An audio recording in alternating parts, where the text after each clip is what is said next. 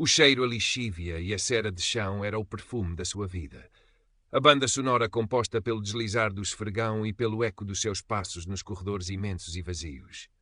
Amara Oliveira conhecia cada canto da Fundação Bastos Associados, cada veio do mármore polido, cada reflexo que as janelas amplas devolviam de uma Lisboa que ali do alto do Chiado parecia um postal ilustrado, distante da sua realidade na Amadora. Eram mundos que se tocavam, mas não se misturavam, tal como o óleo e a água. O sol da manhã, ainda tímido, espreitava pelas vidraças, dourando o pó que teimava em assentar sobre os móveis de mogno e as esculturas de bronze. Eram quase 7 horas. Amara gostava da quietude daquelas primeiras horas, antes que o burburinho dos funcionários preenchesse os espaços, antes que as vozes importantes e os saltos altos apressados a lembrassem do seu lugar, da sua quase invisibilidade.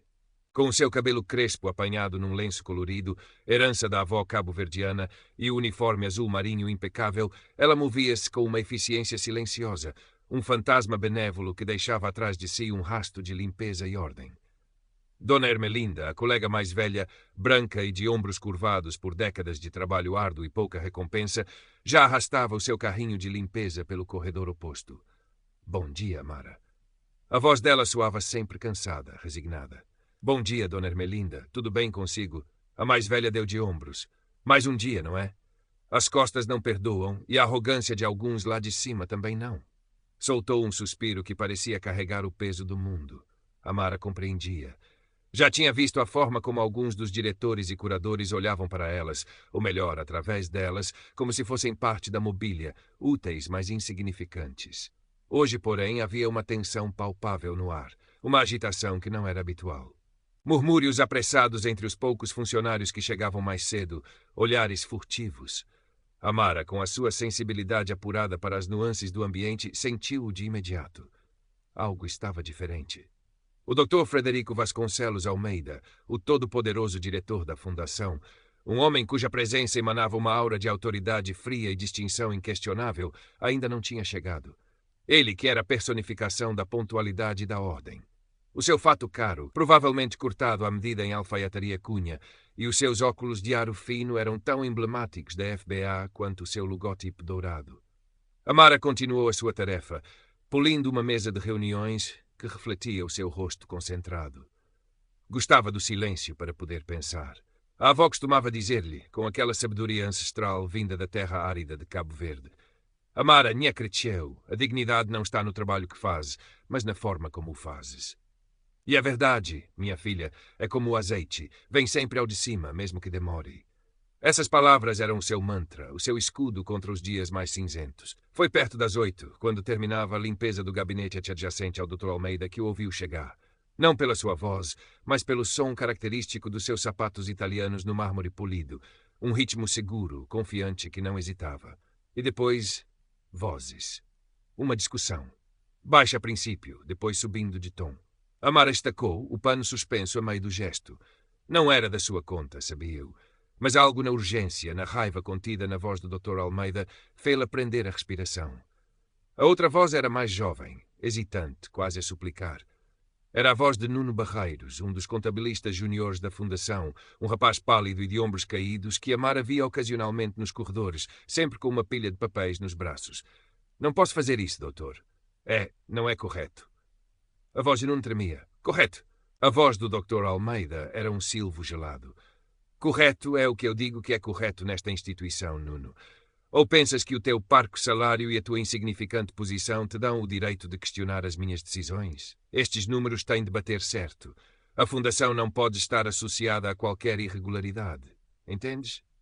Houve um som de papéis a serem manuseados bruscamente.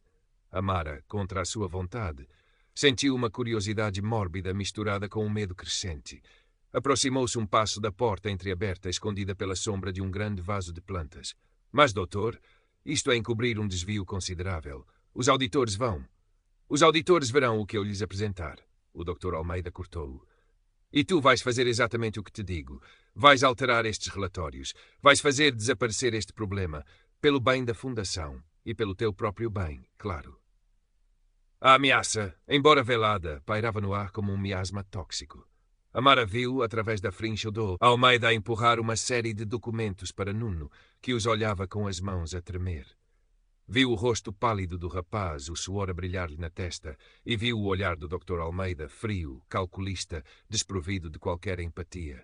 Um predador a encurralar a sua presa.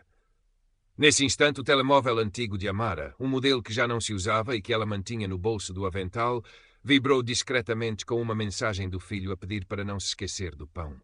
O som, quase inaudível, pareceu ecoar no silêncio tenso. Ao tentar silenciá-lo apressadamente, o seu cotovelo esbarrou levemente no vaso. Um pequeno ruído, o roçar de uma folha. O Dr. Almeida levantou a cabeça de imediato, o seu olhar penetrante varrendo a porta. Quem está aí? Amara gelou, o coração a bater descontroladamente no peito. Recuou instintivamente, procurando a proteção da sombra. Por um momento, pensou que ele iria abrir a porta. Mas depois ouviu resmungar algo sobre correntes de ar e voltar a sua atenção para o aterrorizado Nuno Barreiros. Despacha-te com isso. Quero esses relatórios corrigidos na minha mesa até ao final da manhã. E nem uma palavra a ninguém. Estamos entendidos? Sim, doutor, murmurou Nuno, a voz pouco mais que um sopro. Amara esperou o que lhe pareceu uma eternidade, até ouvir Nuno sair apressado e cabisbaixo. Só então se atreveu a espreitar novamente. Almeida estava de costas, a arrumar papéis na sua secretária. Ao virar-se para pegar nos documentos que estavam numa pequena mesa lateral, alguns caíram ao chão. Entre eles, um pequeno e invulgar clipe dourado com a forma de uma folha de acanto que Amara nunca tinha visto antes. Ele não pareceu dar por isso. Juntou os papéis apressadamente e guardou-os numa pasta. Quando ele finalmente saiu do gabinete, fechando a porta atrás de si, Amara sentiu que podia respirar novamente. As pernas tremiam-lhe. Olhou para o chão, para o local onde os papéis tinham caído. O pequeno clipe dourado ainda lá estava, a brilhar discretamente contra o mármore escuro. Num impulso que não conseguiu explicar, baixou-se e apanhou-o, guardando-o no bolso do avental. Era um gesto pequeno, quase insignificante, mas, naquele momento, pareceu-lhe a única coisa concreta num turbilhão de medo e incerteza. O que tinha acabado de testemunhar era grave.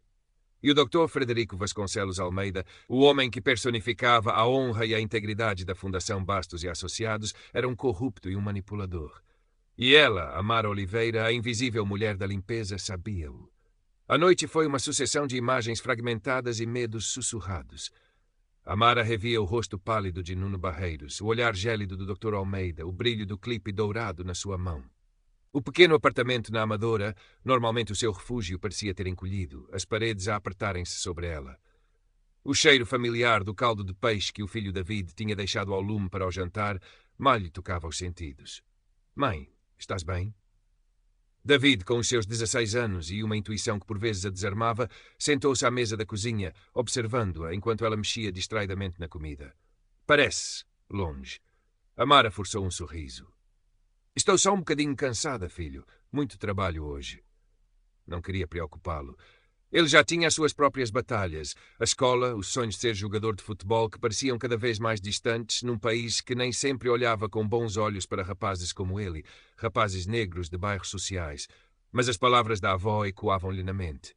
A verdade, minha filha. Que verdade? A verdade de um homem poderoso a esmagar um mais fraco? A verdade de uma instituição de fachada construída sobre mentiras. E o que podia ela fazer com essa verdade? Ela que limpava o pó das suas mentiras. No dia seguinte, a fundação parecia diferente, ou talvez fosse ela quem a via com outros olhos. Cada sorriso educado, cada gesto de cortesia, parecia-lhe agora uma máscara. O Dr. Almeida cruzou-se com ela no corredor principal. Os seus olhos azuis frios como o Tejo em janeiro fixaram-se nos dela por um instante que pareceu uma eternidade.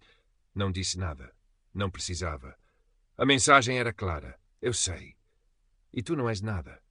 Amara sentiu um arrepio percorrer-lhe a espinha, mas sustentou o olhar, a cabeça ligeiramente erguida, antes de baixar os olhos e continuar o seu caminho.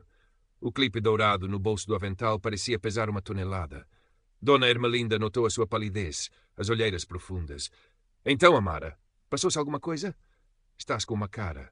Amara hesitou. Precisava de falar com alguém, de partilhar aquele peso. Mas quem? Contou a Dona Ermelinda, de forma vaga, que tinha visto algo muito errado, algo que envolvia os de cima. A reação da colega foi imediata e previsível. Agarrou-lhe o braço, os olhos arregalados de pavor. Oh, menina, cala-te, por amor de Deus, não te metas nisso. Não viste nada, não ouviste nada. Eles são grandes, Amara, muito grandes. A gente é pequena. Esmagam-nos como se fôssemos baratas. Tens um filho para criar. Pensa nele. As palavras de Dona Ermelinda, ditas com a urgência de quem conhece bem as regras não escritas da sobrevivência, foram como um balde de água fria. O medo que Amara tentara reprimir voltou com força total. Talvez ela tivesse razão. Quem era Amara Oliveira para desafiar um homem como o Dr. Frederico Vasconcelos Almeida? Uma gota de água no oceano. Uma formiga perante um elefante. Nos dias que se seguiram, Amara tentou mergulhar no trabalho, na rotina, tentando apagar as imagens da sua mente. Mas a verdade, como a sua avó dizia, era teimosa. Assombrava nos corredores silenciosos, no reflexo das janelas, no peso do pequeno clipe dourado que ela agora guardava numa caixinha de metal, onde antes estiveram os brincos de pérola da avó. A pressão começou subtilmente. Primeiro mudaram-na para os turnos da noite, os mais solitários e cansativos.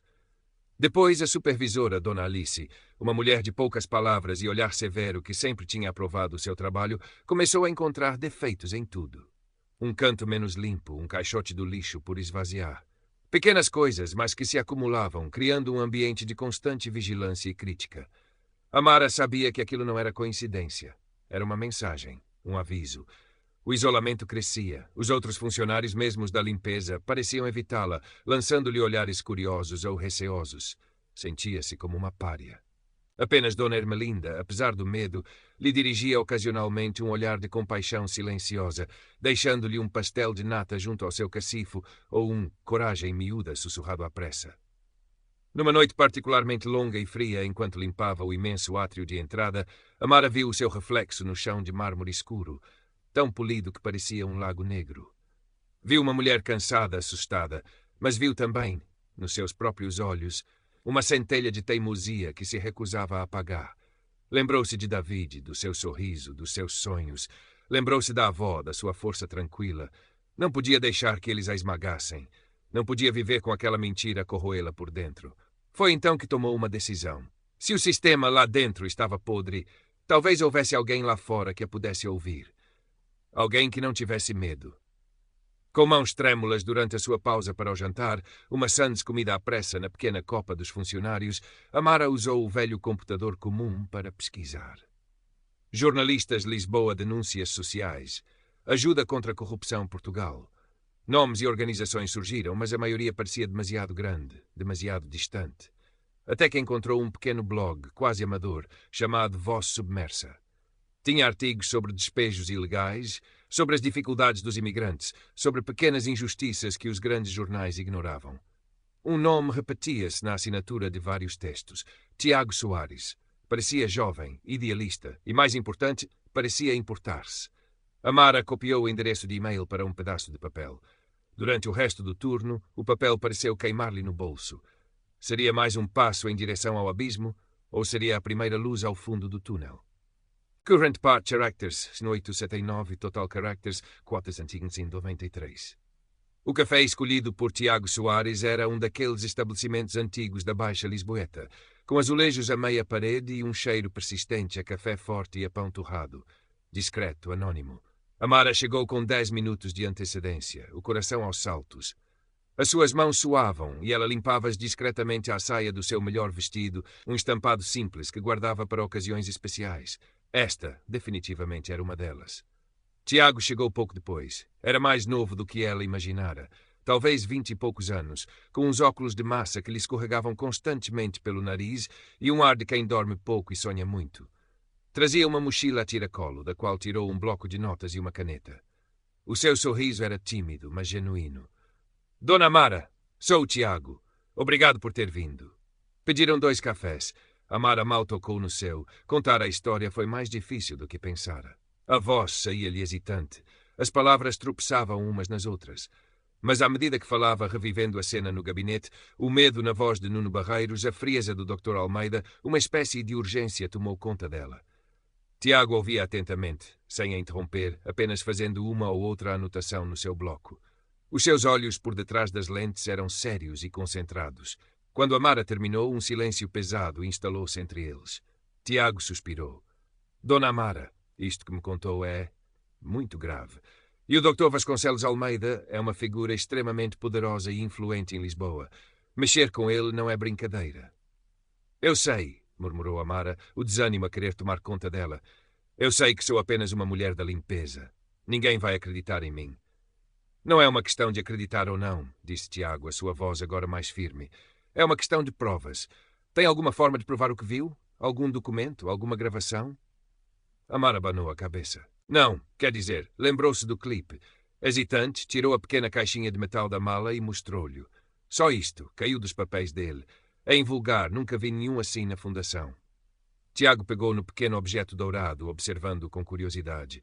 É um detalhe interessante, sim, mas por si só não prova nada. Devolveu-lhe.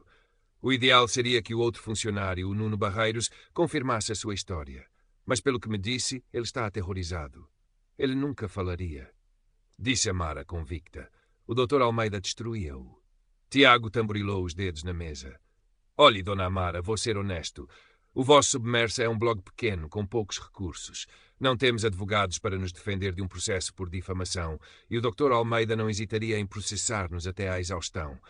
Mas a sua história é importante, e eu acredito que está a dizer a verdade.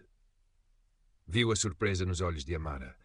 Há algo na sua voz, nos detalhes que me deu. Eu quero tentar. Vou tentar investigar discretamente, ver se consigo encontrar alguma fenda, alguma outra pessoa que esteja disposta a falar, mesmo que anonimamente. Mas preciso que saiba que é um tiro no escuro e pode não dar em nada. Uma pequena chama de esperança acendeu-se no peito de Amara. Obrigada, Tiago. Só por me ouvir já significa muito. Nos dias que se seguiram, a vida de Amara na FBA tornou-se um inferno silencioso. A supervisora, Dona Alice, parecia ter como missão pessoal encontrar falhas no seu trabalho. Os olhares dos colegas eram cada vez mais distantes. Sentia-se como se tivesse uma doença contagiosa. Apenas Dona Ermelinda, com a sua lealdade discreta, lhe deixava ocasionalmente um copo de água fresca ou partilhava um pedaço do seu lanche. Eles sabem que andaste a falar com gente de fora, não sabem? Perguntou um dia em voz baixa. Amara apenas assentiu. Tem cuidado, miúda. Muito cuidado. Tiago ligava-lhe de vez em quando, sempre de um número diferente. As notícias não eram animadoras. Nuno Barreiros recusava-se a falar com ele, desligando-lhe o telefone na cara. Outros funcionários da FBA, quando abordados, desconversavam ou mostravam-se assustados. O Dr. Almeida parecia ter uma rede de informadores e uma capacidade de silenciar qualquer dissidência. Ele soube que andei a fazer perguntas, disse Tiago numa das chamadas, a voz cansada. Recebi um telefonema amigável de um advogado da FBA a aconselhar-me a não perder tempo com boatos infundados. A mensagem foi clara. O desespero começou a instalar-se em Amara. Teria sido tudo em vão? Teria ela arriscado o seu emprego, a sua paz de espírito, por nada?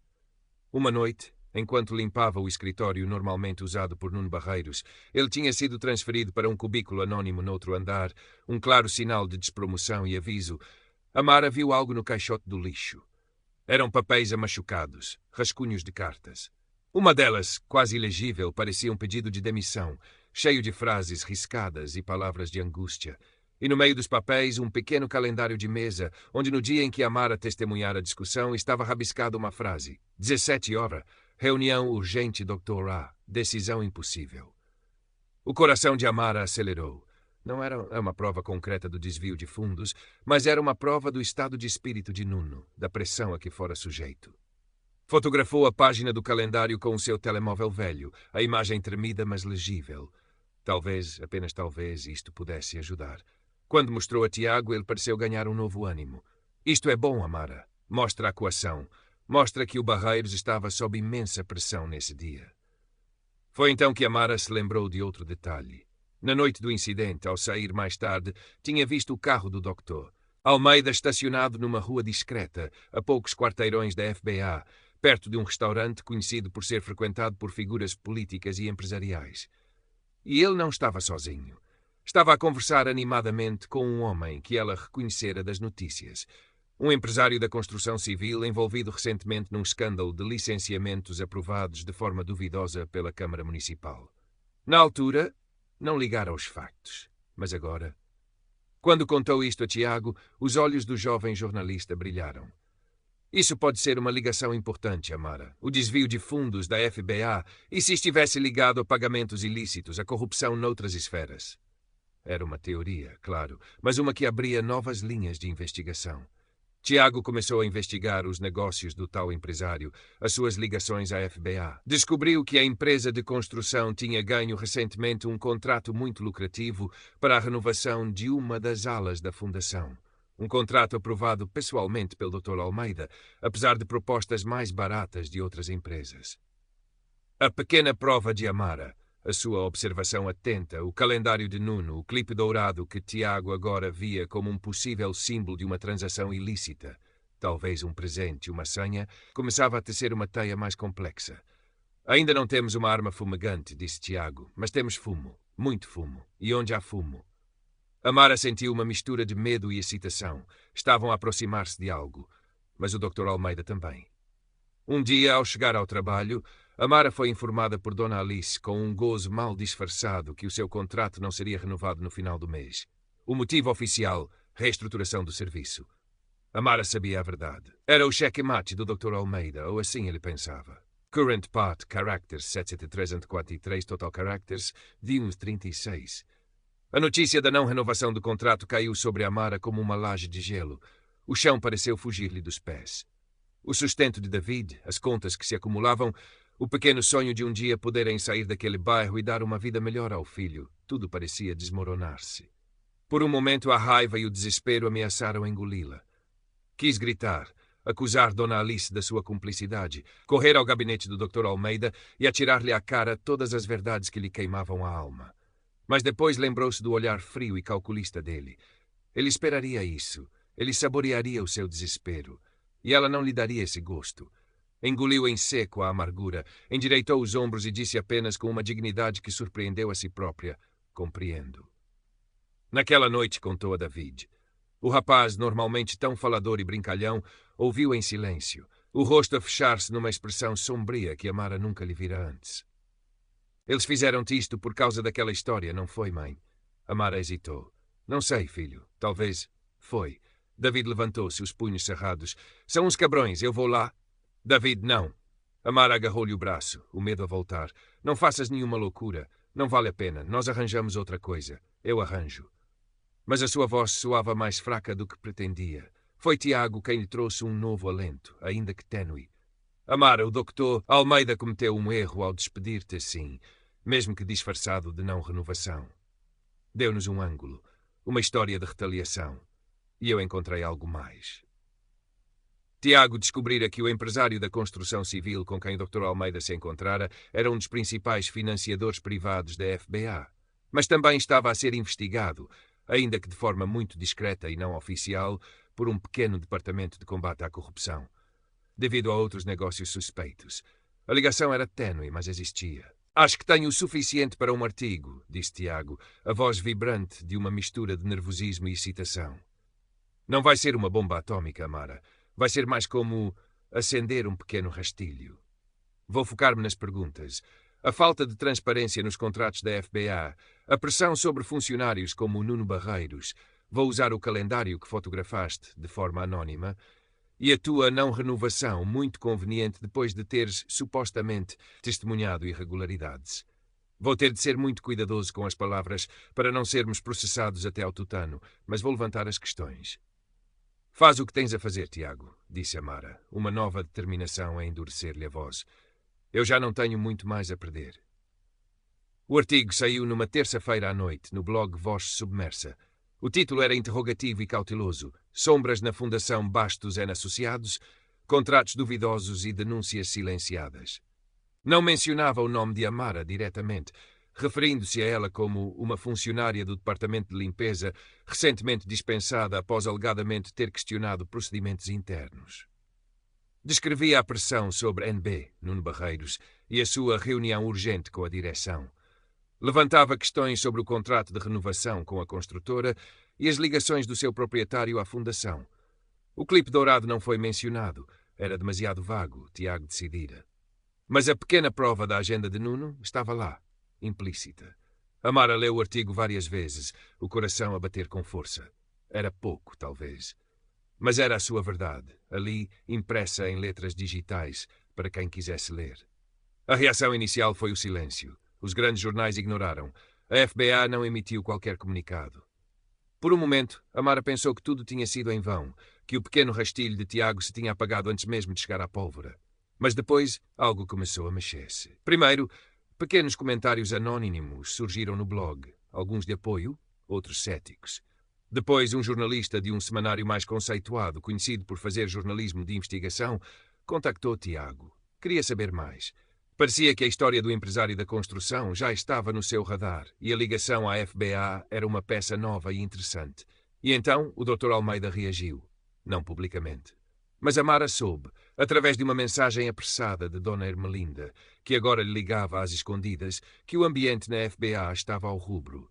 Reuniões à porta fechada, telefonemas tensos. E o mais surpreendente, Nuno Barreiros tinha apresentado admissão. Saiu de lá branco como a cal da parede, Amara, contou Dona Ermelinda, mas com um ar aliviado. O clímax, no entanto, veio de forma inesperada. 2 dias depois da publicação do artigo, Amara recebeu uma chamada. Era da FBA.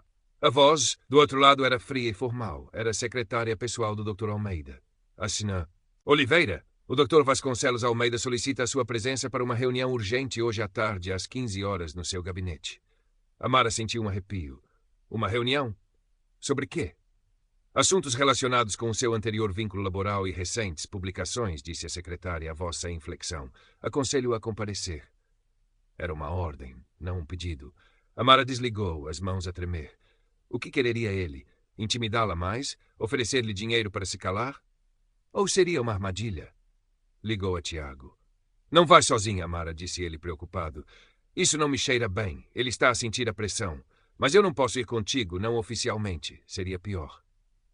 Eu vou, disse Amara, uma calma fria apossando-se dela. Preciso de ir. Preciso de olhar para ele uma última vez e saber que não me vergaram. Às 3 horas em ponto, Amara entrou no gabinete imponente do Dr. Frederico Vasconcelos Almeida. Ele estava sentado atrás da sua enorme secretária de mogno, o rosto uma máscara de fria arrogância. Mas Amara notou algo novo nos seus olhos, uma sombra de incerteza, talvez até de medo. Sente-se, Sr. Oliveira, disse ele, a voz mais suave do que o habitual, o que a deixou ainda mais alerta.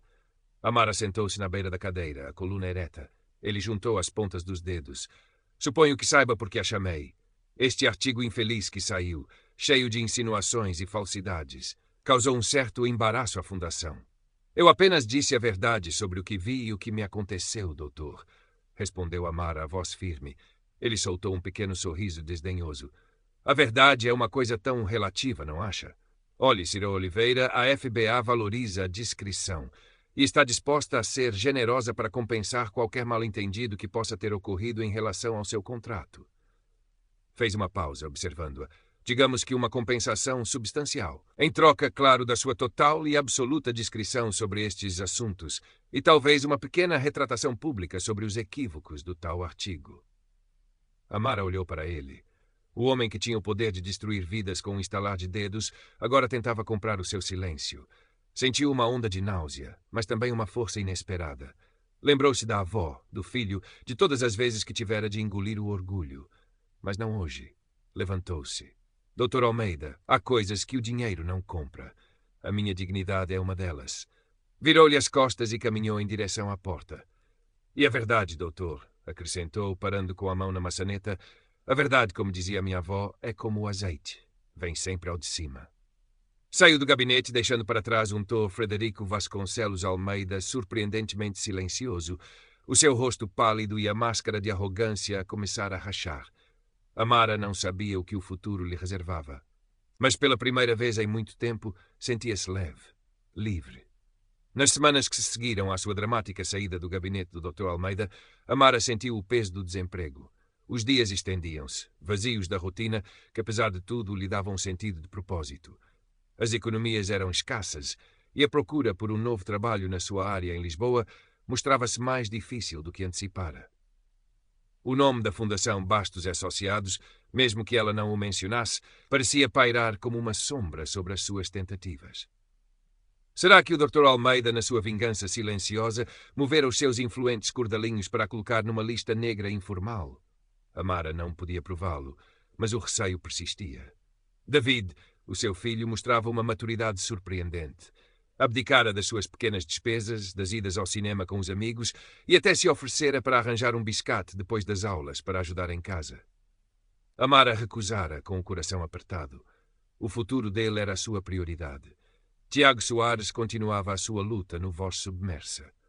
O semanário de investigação que o contactara publicara, finalmente, uma extensa reportagem sobre o empresário da construção civil, mencionando de passagem as alegadas irregularidades na FBA e o contestado contrato de renovação.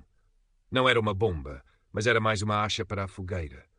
O nome do doutor. Almeida começava a ser sussurrado em certos círculos com um tom menos reverente. Um dia, Amara recebeu um telefonema de um número desconhecido. Era uma voz masculina, hesitante. Dona Amara Oliveira? O meu nome é Nuno Barreiros. Amara sentiu o coração dar um salto. Senhor Barreiros? Está tudo bem? Sim, quer dizer mais ou menos, disse ele. Eu li o artigo do Tiago e soube da sua reunião com o Dr. Almeida e da sua demissão. Queria apenas dizer-lhe que lamento muito tudo o que lhe aconteceu e que admiro a sua coragem. Obrigada, senhor. Barreiros, respondeu Amara comovida. Houve uma pausa. Eu demiti-me da FBA, continuou Nuno. Não aguentava mais. Aquilo ia acabar por me destruir. Estou a tentar encontrar trabalho noutro sítio, fora de Lisboa, talvez. Começar de novo. Outra pausa. O que a senhora fez obrigou-me a olhar para mim mesmo, para o meu medo. Eu não tive a sua coragem, mas quero que saiba que a senhora não estava errada. Em nada. A chamada foi curta, mas significou o mundo para Amara. Não estava sozinha na sua percepção da verdade. A sua luta, por mais pequena que parecesse, tinha tocado alguém, tinha feito a diferença na vida de outra pessoa. A maior surpresa, no entanto, veio algumas semanas depois. Dona Ermelinda ligou-lhe, a voz embargada pela excitação. Amara, não vais acreditar. O Dr. Almeida pediu uma licença sabática prolongada. Dizem que é por motivos de saúde, mas ninguém acredita. Há um burburinho na fundação que não te digo nada. Parece que alguns dos grandes doadores e membros do Conselho começaram a fazer perguntas muito sérias depois daquele artigo do semanário e das coisas que o Tiago escreveu. Estão a falar numa auditoria externa. Amara sentou-se, absorvendo a notícia. O Dr. Almeida não fora formalmente acusado, muito menos condenado. Provavelmente nunca o seria, dada a sua rede de proteção. Mas a sua aura de intocabilidade tinha sido quebrada. A sua reputação, tão cuidadosamente construída, estava manchada, e ele fora, na prática, afastado do seu pedestal. Não era a justiça ideal dos filmes, mas era uma forma de justiça, a maneira imperfeita do mundo real. Pouco tempo depois, Amara conseguiu um novo emprego. Era numa pequena empresa de limpeza que prestava serviços a escritórios na zona do Parque das Nações. O trabalho era igualmente duro, o salário modesto, mas havia uma diferença. Os seus novos patrões eram um casal jovem, imigrantes como ela, que a tratavam com respeito e dignidade. Não havia mármores polidos nem gabinetes luxuosos, mas havia um ambiente de trabalho honesto e uma sensação de camaradagem que ela não sentira na FBA. Um sábado de manhã, Amara levou David ao antigo miradouro da Senhora do Monte. Lisboa estendia-se a seus pés, um mar de telhados sob um céu azul e límpido. Olha, mãe, disse David, apontando para o castelo de São Jorge. Um dia ainda hei de ser rei daquela colina. Amara sorriu, o coração cheio de um orgulho tranquilo. Podes ser o que quiseres, meu filho, desde que sejas um homem bom e honesto, e que nunca tenhas medo de lutar pelo que é certo. Ela própria já não sentia medo. O episódio com o Dr. Almeida tinha-lhe deixado cicatrizes, sim, mas também lhe revelara uma força que desconhecia possuir. Olhou para as suas mãos, já não tão calejadas como antes, mas ainda mãos de trabalhadora. Mãos que tinham ousado pegar num pequeno clipe dourado e, com ele, desafiar um gigante. Tiago Soares continuava o seu trabalho no Voz Submersa, que aos poucos ganhava mais leitores e credibilidade. De vez em quando, ligava a Amara para saber como ela estava ou para lhe contar sobre um novo caso que estava a investigar. Eram aliados, unidos por aquela luta que os marcara. Amara sabia que o mundo não se tornara perfeito da noite para o dia. As injustiças continuariam a existir. Os poderosos continuariam a tentar esmagar os mais fracos. Mas agora ela sabia também que uma única voz, mesmo que vinda da invisibilidade de uma mulher da limpeza, podia acender uma luz, podia inspirar outros, podia, pedra a pedra, ajudar a construir um caminho mais justo. Pegou na mão de David. Vamos, filho, temos muito que andar.